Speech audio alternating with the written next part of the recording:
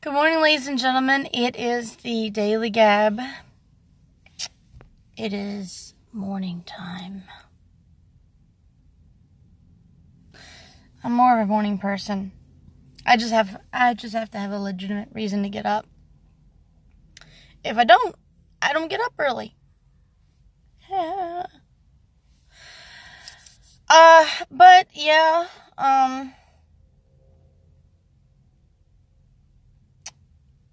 yeah. So, I hope that my video yesterday was very instructive, because the next step that I'm going to talk about on the path, there's no real word for it other than calling it your path, the path, or awakening, or spiritual enlightenment. I mean, there's so many ways, so many directions, so many. It's like, for instance, I'm gonna quote a video game, Dragon Age, where they talked about where the Inquisitor asks, I believe, Madame Defer, Vivian. They ask her, the Inquisitor asks, what is it like in the circle of Magi? Well, the thing is, she told the Inquisitor that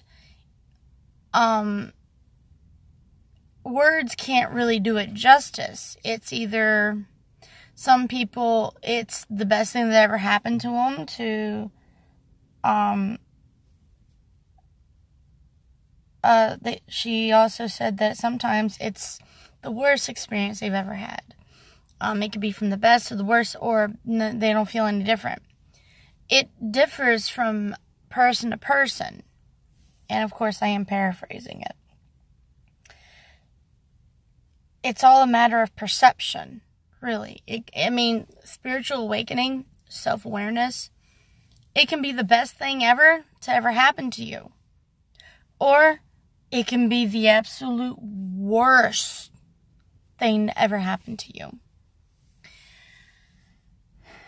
Now, the thing is,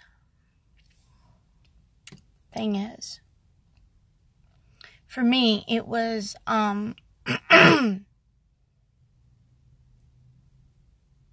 it was terrifying for me at first. I didn't understand. I started to become self-aware at a very young age, and I saw spirits ever since I can ever remember anything, really, anything. My first friends were people that were no longer with us.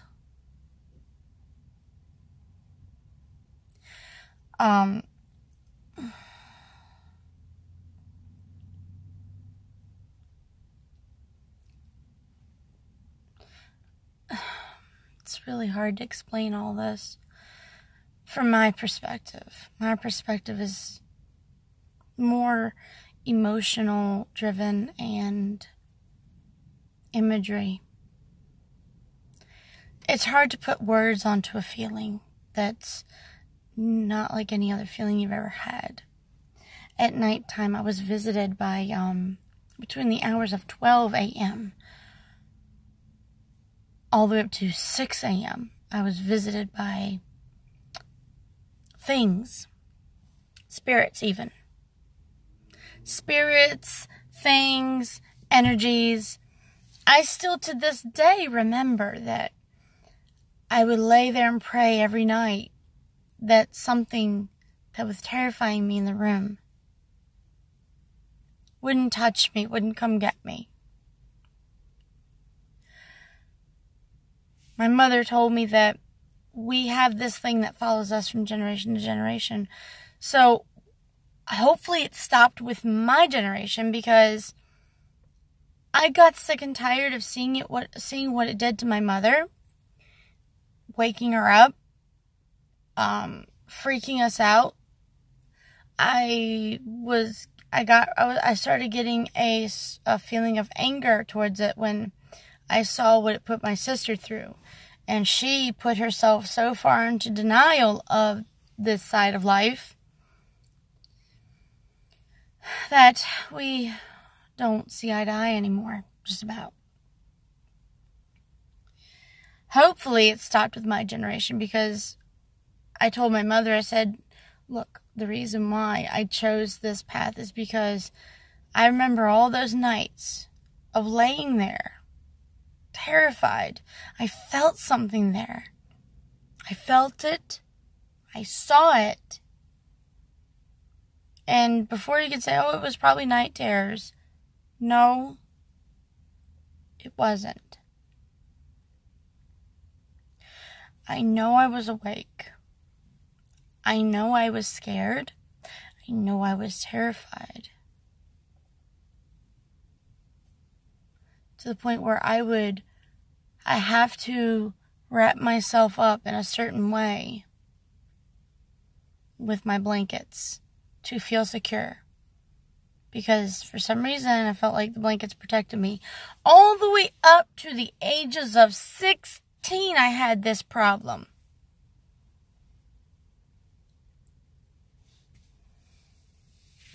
Until 17, when my grandmother passed on.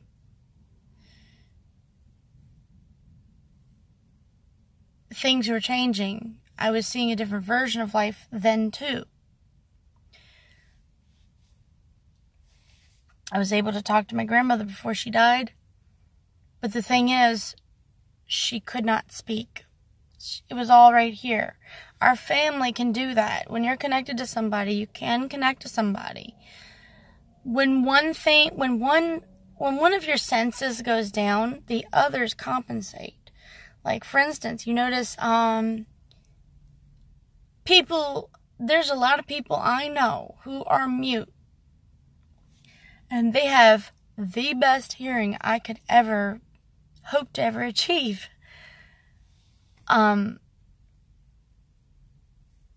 There are some people that are deaf that they have this sense of feeling and vibration. I know some, and they use it, and they're really good at lip reading and feeling the vibrations of you speaking to them. I know at least 3 people like that. Another thing is, I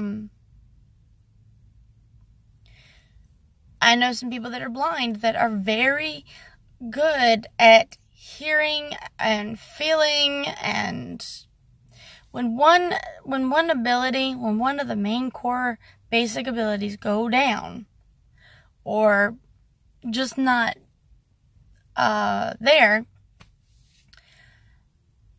the others compensate. Like, for instance, there is a boy who is blind, who has glass eyes, and he can ride a bike just by clicking. He's using sonar and hearing the echoing of things. Look it up. Blind boy that can ride a bike. Look it up. He wears glass eyes.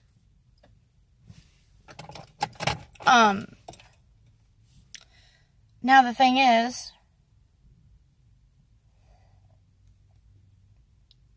when it comes to, everyone's life path and everyone's life is different according to them. It's, again, the way you respond to something may not be the same way another person responds. Oh, but what if I hit someone in the face? Chances are they'll respond with ow. Yeah, you're hurting somebody. I don't recommend you going punching people in the face and see if they respond differently. Some people may haul off and try to fight you, and some people may just try to run away, or some people just go ow and look at you and be like, what the heck was that for? Now, I'm not telling you to go punch people in the face. No, do not do that. I'm telling you, everyone responds differently according to their perception of life. Everybody. Like, here's a good one. my husband. He is pretty much pure Scottish. Really. Pretty much. I think it's safe to say that most of him is Scottish and whatever. He hates bagpipes. Even though his last name is Wallace, and you would think he has pride of the history, but he doesn't like the music. Me? I got probably a decent percentage, but I'm more Norwegian and Swiss. As Norwegian, Swiss, and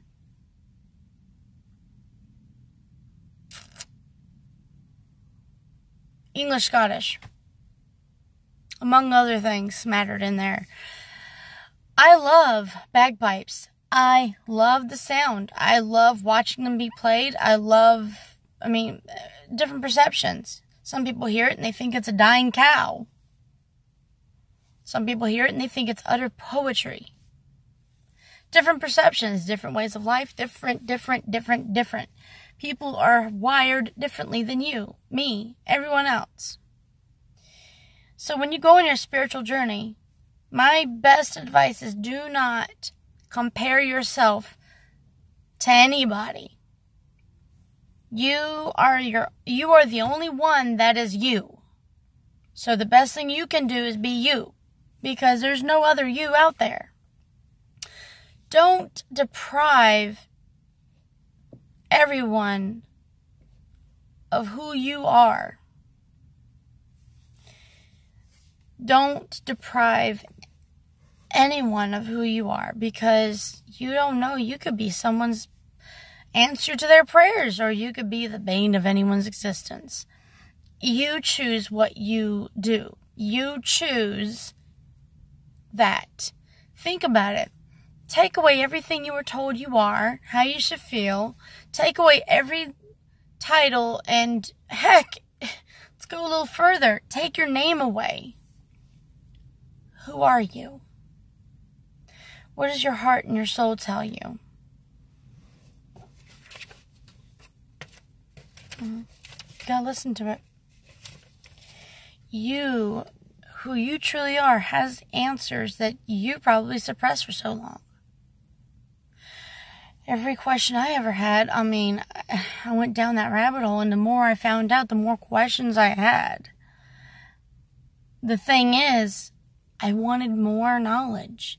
And I know a lot of people with certain biblical backgrounds say, the fruit of knowledge is what cost everyone the Garden of Eden. Yes, but how do you know that's not what God intended? Everything God made. God made the angels. God made the demons as well. If you look back on the origin of Lucifer, you would see that he was once an angel. Now, I'm not saying he's good. I'm not telling you to convert to Luciferianism, or whatever the proper word for it is.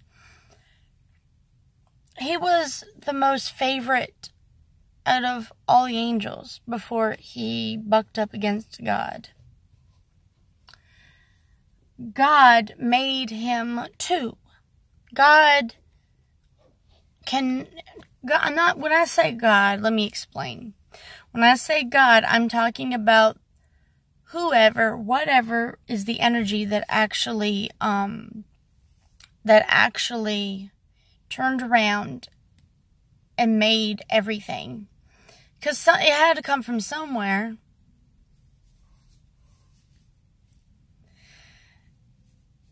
It all had to come from somewhere. Now, God can be both male and female. God has no gender. He is just pure energy. Most people call it Source. Most people call it the Great Spirit. But the thing is, it all came from somewhere. Everything. Some people be like, oh, what about Darwinism and evolution? Yeah, that's part of it. He didn't just snap his fingers and there's people, or snap fingers and oh, there's trees. snap fingers. No, it took a lot of work and a lot of patience and a lot of energy. The planets didn't become the planets because they were already there. The planets became the planets because, heck, if you ever seen how a star is made, think about that. It's a bunch of compressed gas and air. Well, not air. Compressed gas and matter. It's been compressed like a coal. A lump of coal becomes a diamond with heat and pressure. What happens to a star? Heat, pressure. It all comes back together. So, the thing is, miracles, we have science to explain it. Now, science explains the miracles that happen every day that we take for granted. Like a little seed becomes a big old tree out of time and patience and leaving it alone long enough.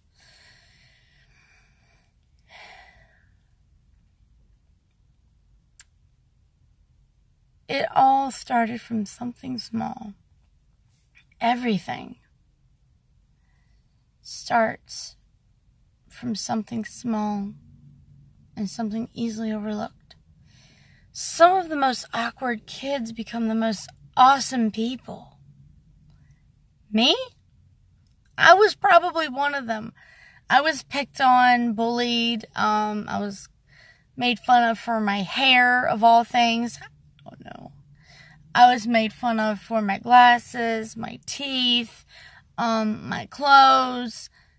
And my mother actually went out of her way to dress me in the most popular ways. Despite of me wanting to dress weird and be myself, she wanted me to fit in. And by the time I was a teenager and I just still haven't fit in, I said, Mom, just stop. It's me. It's not the clothes. It's just me. I keep to myself. And people don't understand it. I'm not outgoing. They think I'm stuck up. It's because I don't want to mess with them. These people are momentarily. And plus, they can't value a person for who they truly are. At that young age of me telling my mother, she was just like, you know what, you're right. I was the same way. But your sister, she's fitting in. She's got friends. I'm like, yeah, well, that's her. I'm not. No, there's not going to be another older sister, you know. There's not going to be another exact duplicate of daughter number one, okay? So let's just get that in our heads and be done with it. Now, the thing is, everyone's life and experiences, they can be close to another person's, like almost just like it, but there's always that one difference. They aren't you and you aren't them. I've had someone ask me, oh, what about alternate realities? Yeah, they're possible. And if you want to break your brain and think in paradoxes, go on ahead. Now, if you want me to explain paradoxes, oh, that was different. That was really different, really weird. I'm not sure what just happened.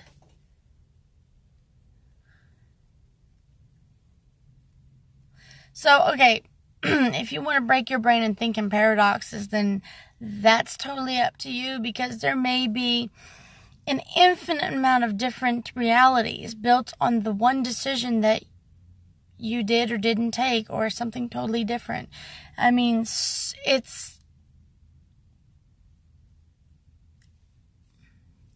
like a spider web, you know? One decision away of changing entirely everything. I know that I have a few, and those are the ones I'm willing to acknowledge, because if I sit here and think of every little decision I've ever made, every movement, every thought, every misplaced hair on my head, if I think about that,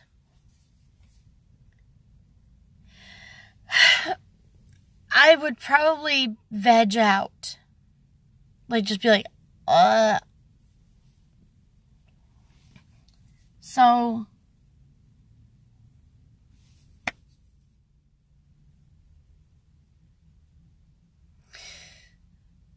whatever you do, when you go through your spiritual journey or your awakening and self-awareness path, do not judge yourself based on other people's perspective.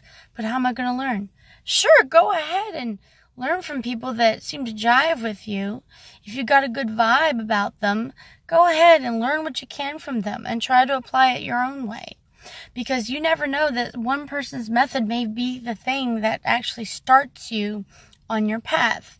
Because once you learn your niche, once you get your niche, your groove or whatever it is you want to call it, it's like a snowball.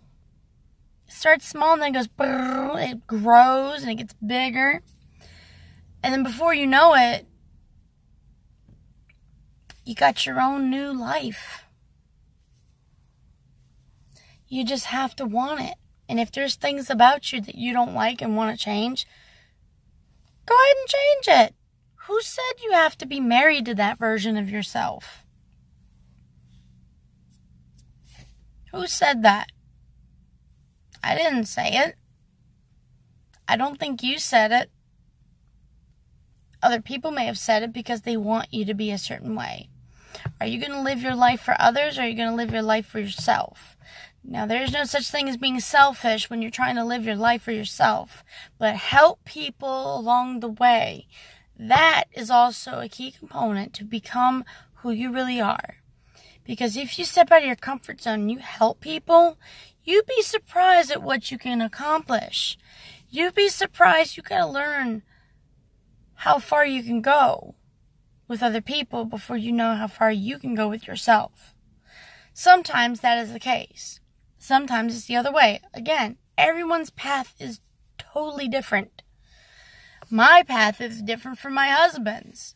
You would compare me to him. It's like night and day in the beginning, but once we're together, it's like, oh, I don't see no difference between them two. Oh, but if you see him and you see me separated, it's like, oh, I get that. Oh, I get that. And then you like, you two? Wow, that's really cool. But then when we're together, we're different. So, I'm going to leave you guys with that. I'm going to be busy this evening. I may or may not have a little video for later. Maybe. Depends. I'm going to be rather busy. Got my first year wedding anniversary coming up. So, love and light to you all. And I wish we all have a really good day today.